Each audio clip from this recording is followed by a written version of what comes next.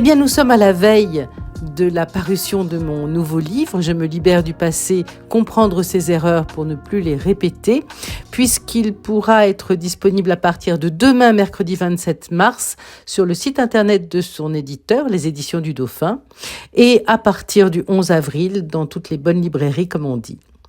Alors voilà ce troisième extrait. Nous en arrivons au deuxième pilier de ma trilogie inconsciente. Il s'appelle normalisation, mécanisme qui offre à l'enfant l'immense avantage de faire cesser sa souffrance récurrente. En procédant à une forme d'acceptation active, il admet ce qui advient et s'ajuste de manière exemplaire.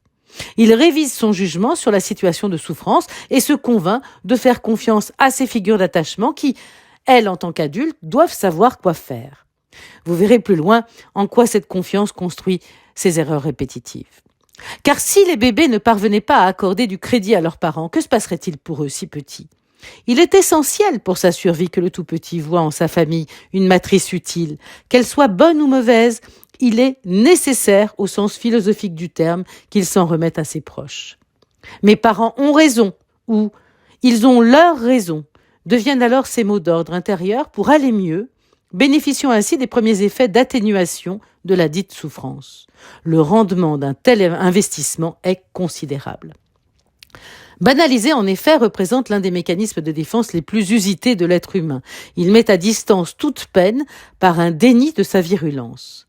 Les adultes le font très bien par des « oui, ça va, c'est pas la grande forme, mais ça va », des « y a pire » ou des « j'en suis pas mort ».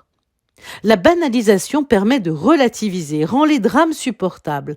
Normaliser ce que l'on vit, c'est apprendre à s'en contenter. Ainsi, je ne crois pas à l'incapacité de l'enfant à surmonter son sentiment de frustration. En réalité, il y parvient très bien depuis son plus jeune âge.